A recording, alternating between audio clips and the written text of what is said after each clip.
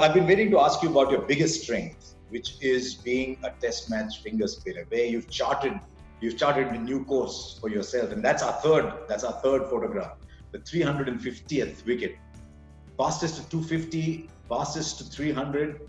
Now challenging the guy you thought was a genius and getting to 350 on par with Murali.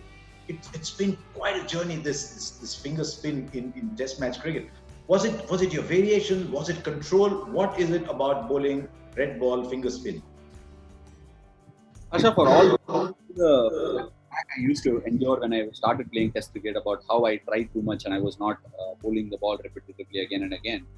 I was trained and endured the hardship at first class level by W.V. Raman to be able to hit the top of the bat every time I bowled a ball.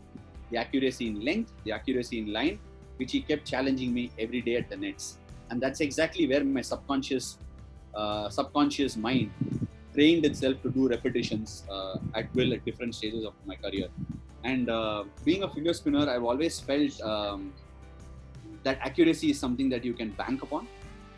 Accuracy was a given, but the most important trait that I possessed was the enormous amount of confidence that I had I could dislodge anybody. And the second important trait that I have is I can set my own fields and be accountable for my fields.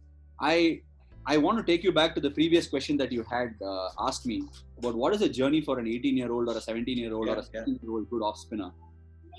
If you can actually be extremely aware of what you can deliver and set your fields according to what you want to deliver and take accountability for it, I think you'll be a great spinner across formats.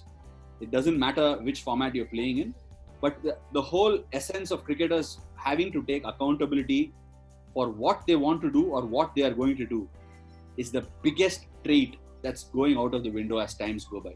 Do you sometimes look at 350 and say, have I got 350? Do you allow yourself to pat yourself on the back from time to time? I mean, this is not just for the choice of words that I'm choosing this, but I take more pride in the fact that I've won many more test matches and series for my team than I've lost for them, rather than thinking about the wickets. Because a large part of my career, whenever I picked the ball, I felt the entire weight on my shoulders of saying, look, I need to take this game home, you know. But over the last couple of years or 3 years, I've got some great company. Ishant Sharma has been in his prime, you know. He's bowled unbelievably well. Mohammad Shami has come to the fore. Umesh Yadav has done his job. Jaddu has actually been splendid, you know. Yeah.